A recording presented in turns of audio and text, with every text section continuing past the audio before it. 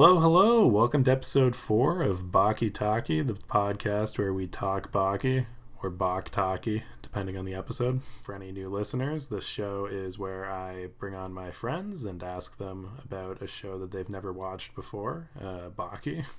And this episode is about episode 4 of Baki. I believe it's called The Battle Begins. But before we jump into that, let me introduce my co-host for the day, Mike. Hello, I'm Mike. I've known Steve for a few years now, I guess. And yeah, I've watched some anime before, but not in a long time. And it was an interesting reintroduction. Yeah, I'd describe Baki as a starter anime. Really whets your appetite for the rest of the genre. Um,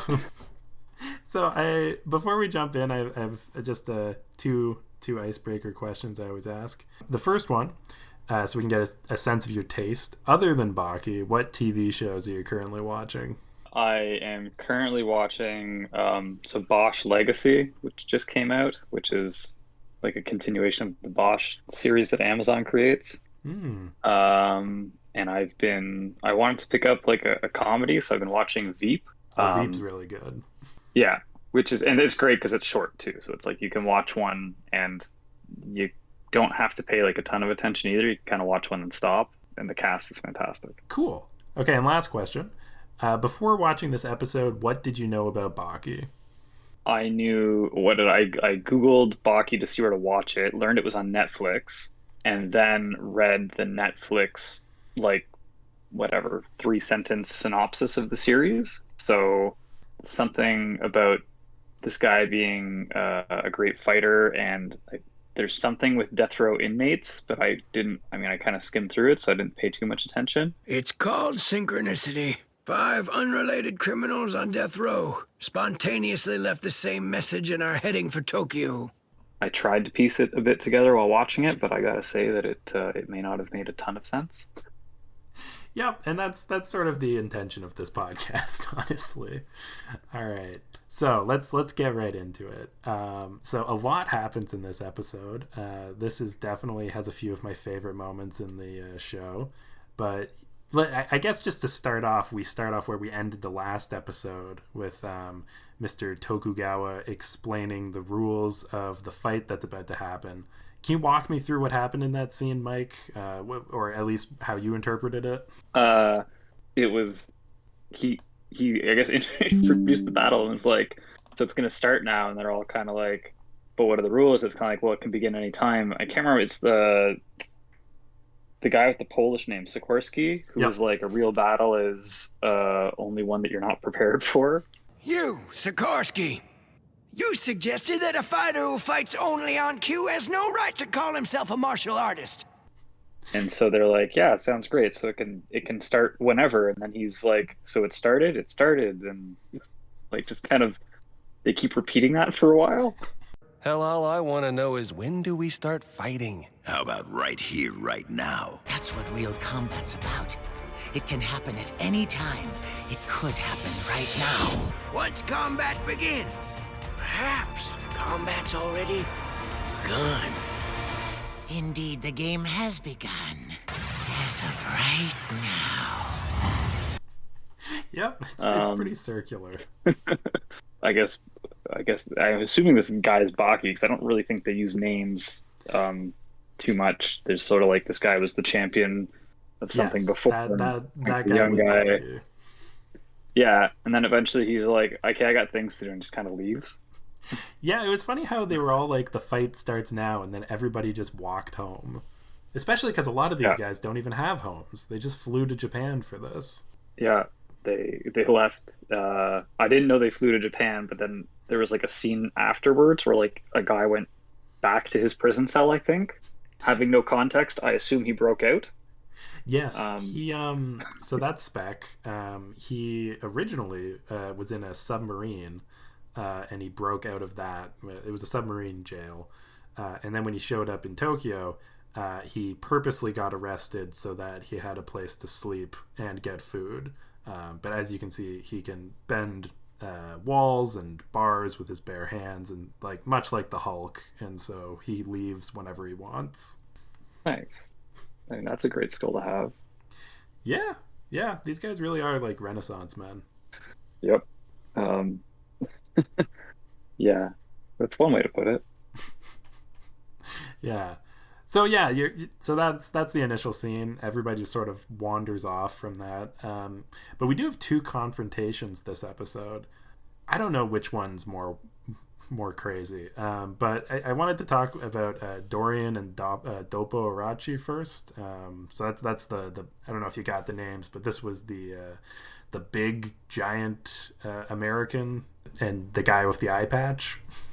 Yeah, one of them's he runs a martial arts school or something, right? Exactly, the Shinshinkai dojo.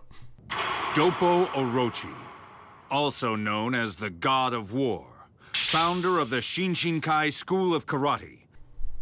Yeah. I thought that was, I mean, they're both ridiculous, but I did think that was the more ridiculous of the two encounters.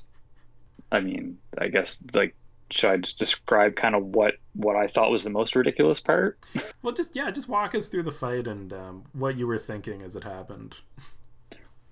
Well, so they're walking down the street together, and I thought that they were on the same, like, team, I guess, because I had no context. And then this third guy kind of shows up.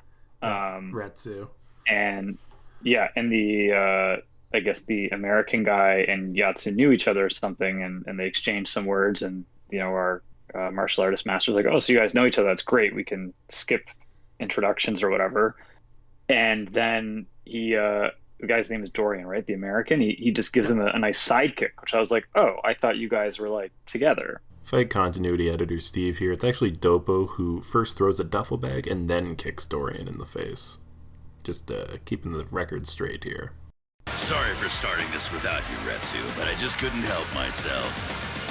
And, kind of a nice big beating like that. The guy kind of goes down, but then blasts him with a lighter with his mouth, which I was like, does he just permanently have alcohol in his mouth?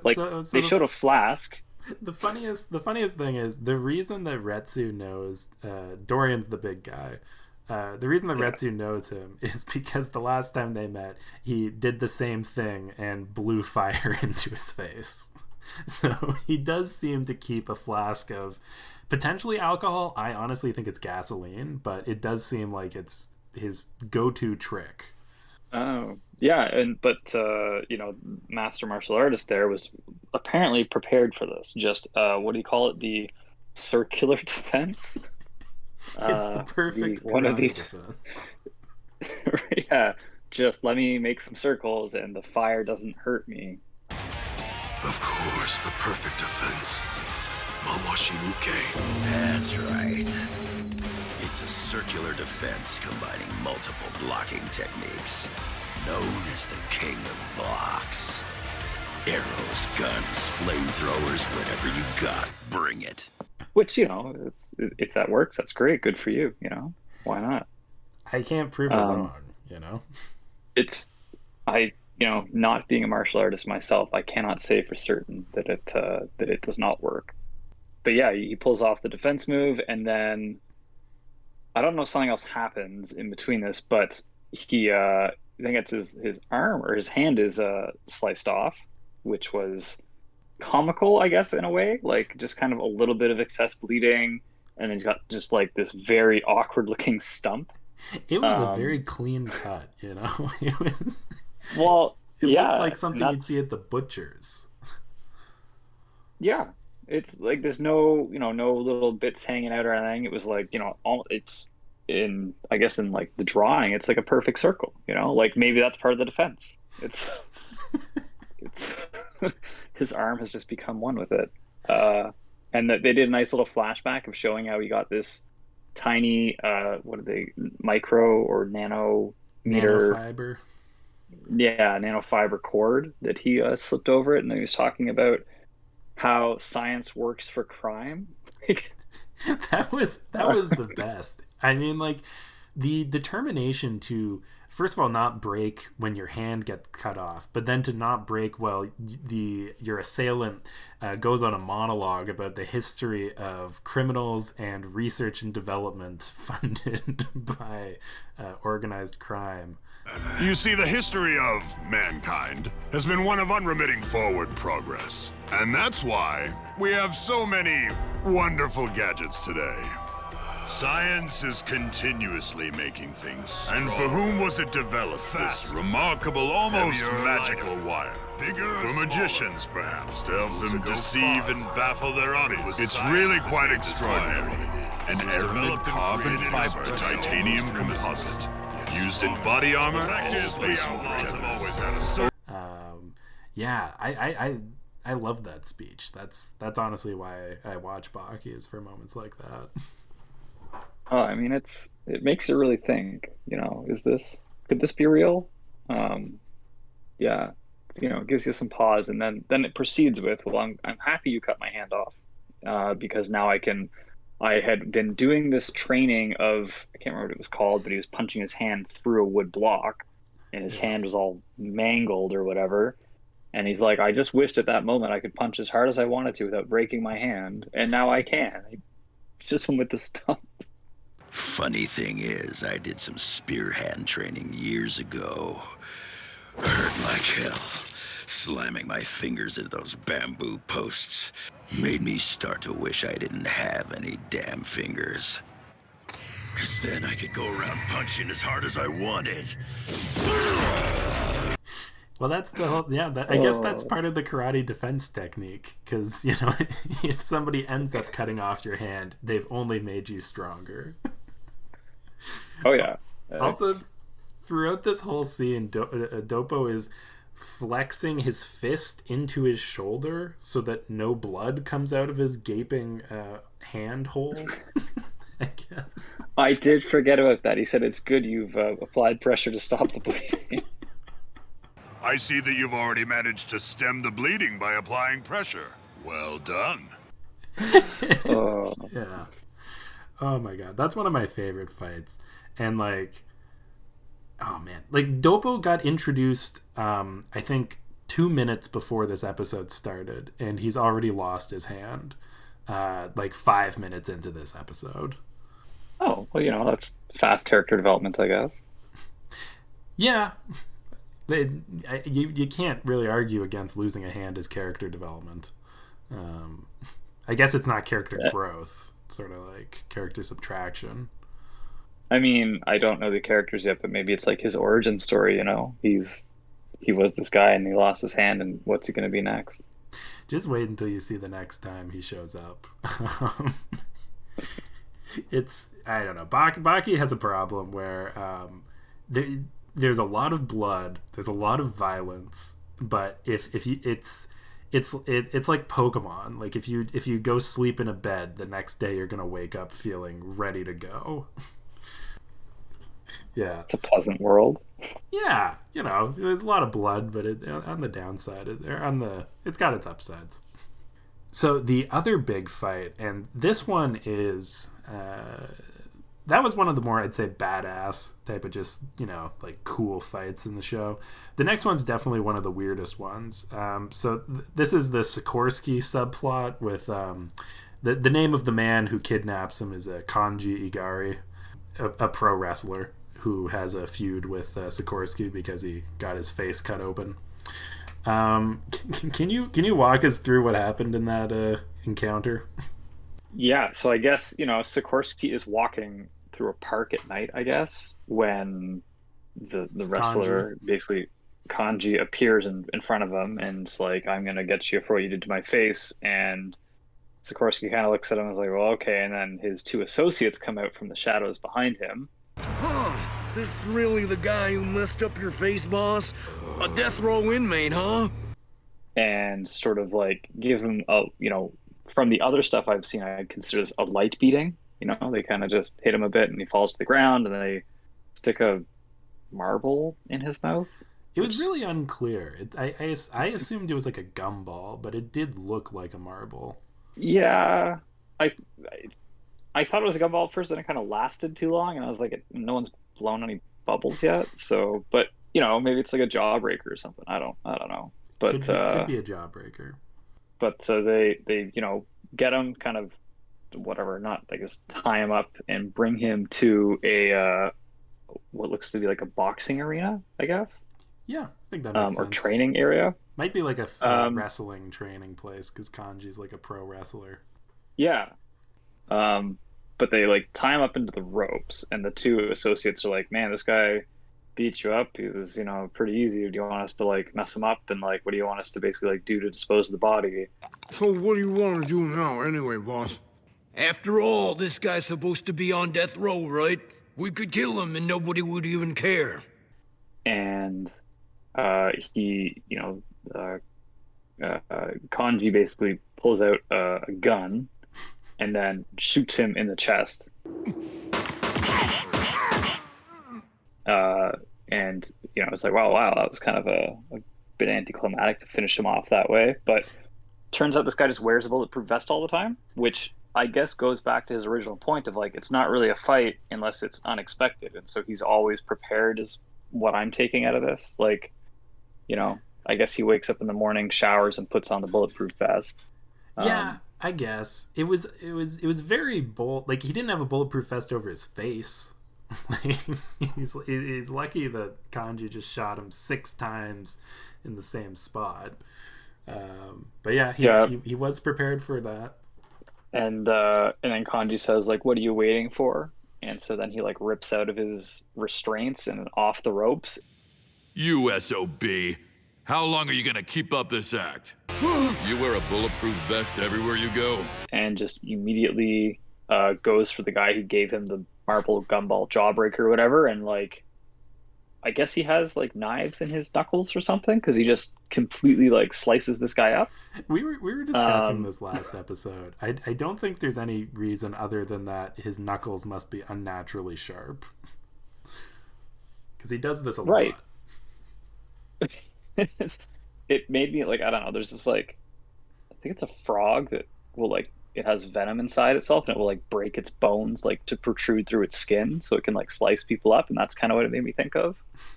But he didn't have any bones showing, so maybe he's just got those sharp knuckles. But yeah, he messes up the first guy, and then the other guy, I mean, I don't know why he waited till his buddy was kind of messed up and then went for him, and he just completely destroys this guy too. I think like slices up his leg, and yeah, they're basically like incapacitated in about 10 seconds. Yeah, it's one of those things like you'd hope like either go at it as a team and go with the numbers, or after seeing your friend get eviscerated in 1 second, maybe just run away or something. Like, you're probably not going to beat this guy. Well, exactly. It's like, but that's not just anime. It's like movies, right? People do this all the time. Like, oh, my friend went down. I definitely got this one now. But everybody not. Wait your turn. Yeah. So that's great. He just basically like slices them up with his hands. And then Kanji falls to his knees and is like begging and like bowing to him, being like, "I'm begging for forgiveness." There, you see? I'm bowing to you. I'm surrendering and putting myself completely at your mercy. Good. Now, beg. What do you think I'm doing? I'm admitting defeat and begging for mercy. And Sikorsky's like, "Okay, I guess that's cool." What is he lie? He like, I can't remember what makes him like lie down on the floor. Editor's note: I actually misunderstood what Mike was saying here in the record, and forgot what happened in the episode. Sikorsky lies down on the floor just in front of Kanji, who is bowing for forgiveness. Rewatching it, it seems the intention is that Sikorsky is giving him a chance to fight back and avenge his fallen comrades. It's a bit tough to piece together because then Sikorsky does like a lying down leap into a kick to the face. So it doesn't seem like he was that earnest in giving him a chance to fight back. Yeah. And he says like, "Forgive me" or whatever. And then Sikorsky what does he do? He like hits him with a massive weight Yeah, he and then lifts starts up like throwing. Yeah, starts throwing dumbbells. Like, this was one of the most brutal beatdowns I've ever seen. He hits him with like one of those like 200-pound weights, and then starts throwing, I don't know, like 50-pound weights at him from across the room. yeah, It's brutal. yeah. I was thinking like, man, if this was real, like all of his bones would be broken. But you know, it's animated, so he doesn't, I mean, appear to have any broken bones, but he does look quite hurt. Yeah, he does a good job of guarding himself with his little like two arms in front of his face. He sure protects his already scarred up face. That he had a nice set of bandages all over it. I'm assuming from a previous encounter with Sikorsky.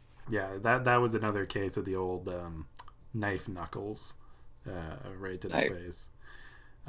Yeah, just for context, in the previous episode, Sikorsky just sort of stumbled upon them while they were having dinner, and Sikorsky kicked the ass of Kanji's friend, and then they went outside, ordered an ambulance, and then he kicked Kanji's ass, and then basically left.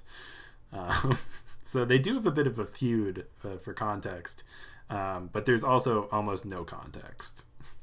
Yeah, well, I mean, I kind of assumed based on, you know, the episode on its own having very little sense that maybe just these things just happen and there isn't a whole ton of context for any particular event. Yeah, I think that's fair. That after his weight beating, Sikorsky then begins to urinate on his head.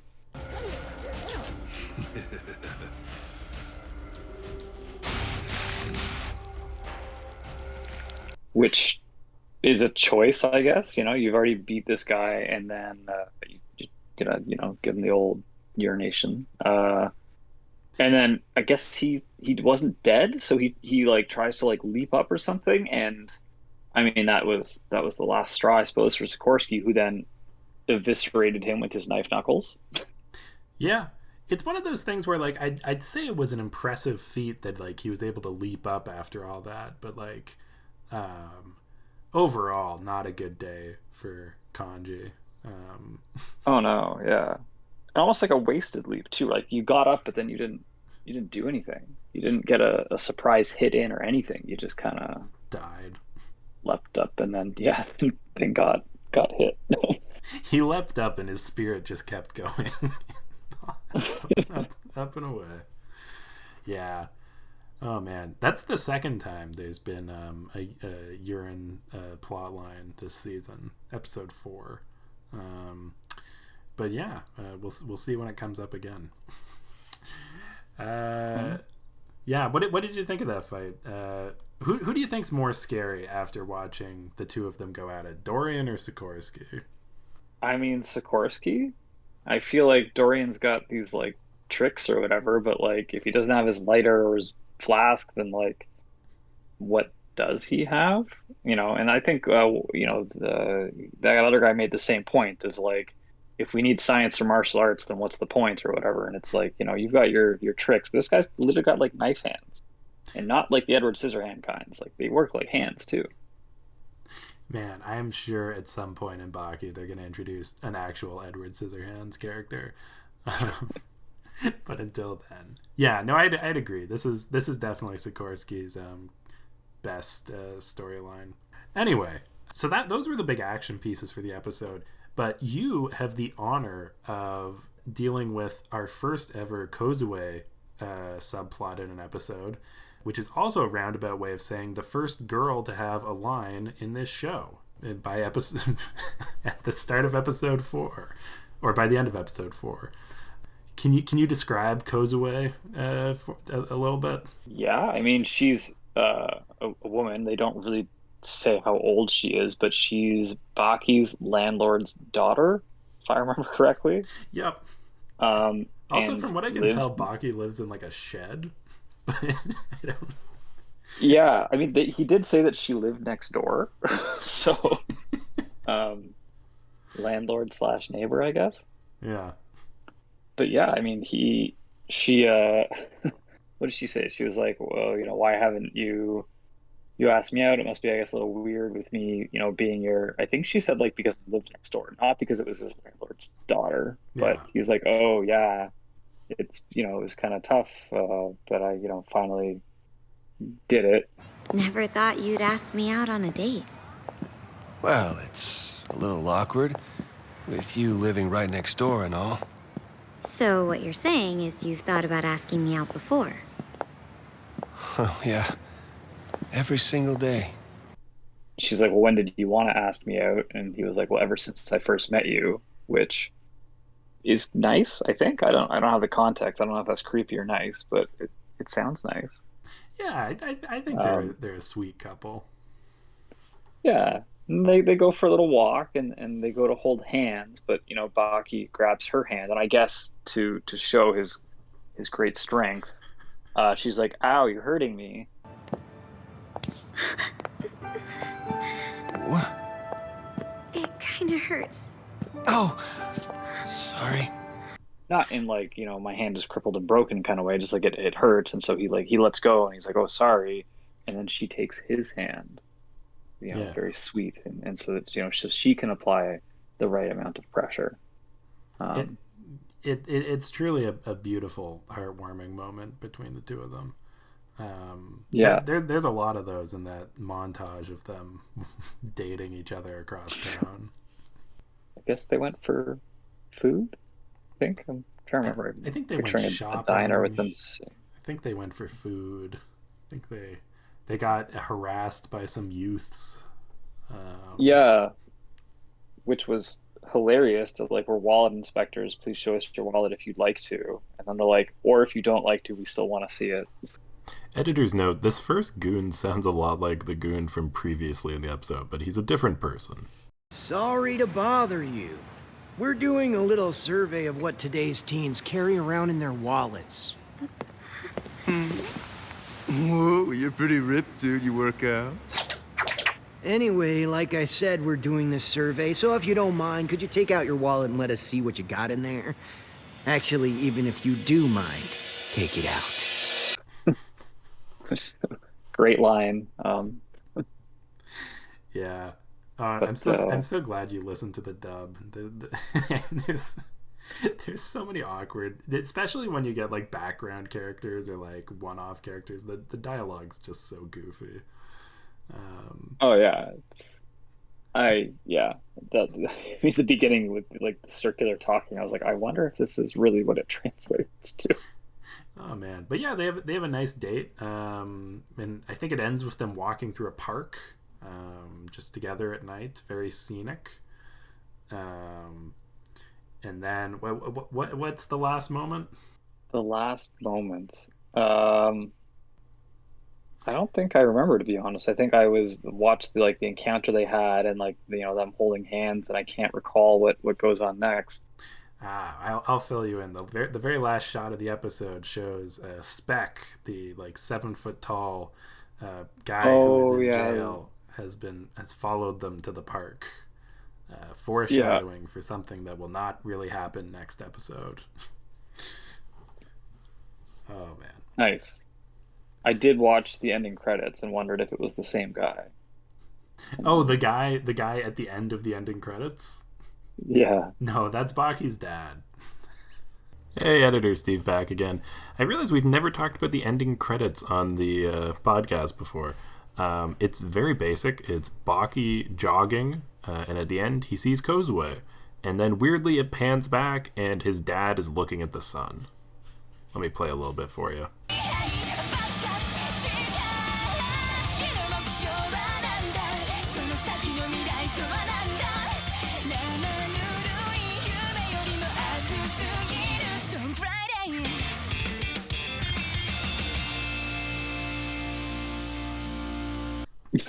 It's just okay. I don't know if anybody else has actually watched the ending credits because they're really weird. Well, yeah. So when I watch a TV series, I will usually watch the opening and the ending credits once, like the first episode I watch, just so that I know what it is. And sometimes they have like characters in there. They're like, oh, I wonder when this character is going to show up. But yeah, so I did watch both the intro and ending credits for this. It's got good music, I'd say. It's one of the strengths of this show. Yeah, I mean, I would have said I think most anime has pretty good intro and like outro music, but that's fair. Yeah. All right. Well, that basically covers everything from the episode. A few outro questions for you. Did you have any questions about the show? Was anything confusing or anything that you didn't understand? I mean, there's a lot that I didn't understand, but coming in to just watch one episode in the middle of a series, I didn't know if it was expected to make sense or not. So, that's fair. It's like, knife for hands. It's like, is there some like backstory that like explains, like if this was like X-Men or something, right? They'd be like, oh, he has a mutation and he's like Wolverine. But if they just start fighting and he's just got knife hands, that's a thing, I guess. It is sort of like X-Men, but the answer is always that they're really good at martial arts. Yeah. But no, like, I didn't end up watching the episode and being like, wow, I have so many questions. I more thought, well, maybe I should watch a few episodes and see if they're all like this.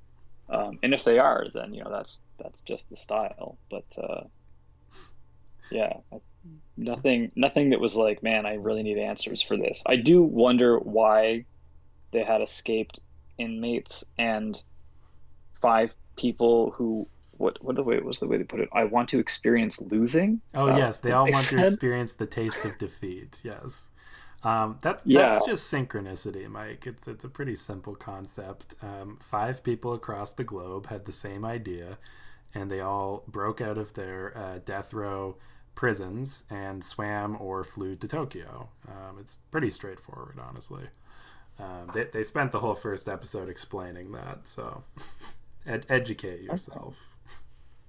Right. So this is one of those questions where if I'd watched the whole thing, I would have some context. You would have an answer. I don't know if it clears anything up. Oh man. Okay. Not so much, but hey, that's part of it. Exactly. All right. And this is the big one. Now that you've watched an episode of Baki, do you think that it is a good show? Well, I mean, I think any show is a good show if you're in the right mood for what they're offering. So, yeah, sure, it's not awful. It might not make sense, but if you just want to watch some, animated, beat 'em up brawls, then this might be the show for you. Yeah, I think that's the fair take, and I think that might be the most positive review so far.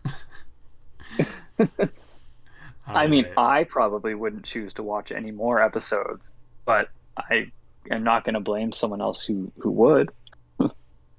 Yeah, that's fair. All right. Well, thank you for coming on the show, Mike. This is the end of episode 4. Episode 5, I cannot wait for it, so make sure to listen to that one. I don't think I've ever plugged myself at the end of the episode, but that's how excited I am for what happens in the next episode. Well, I'll definitely keep a lookout for when the podcast comes out, and I'll use that to determine whether I actually want to watch it. It'll come out soon. I only have one more before I can start doing the big release. Anyway, nice.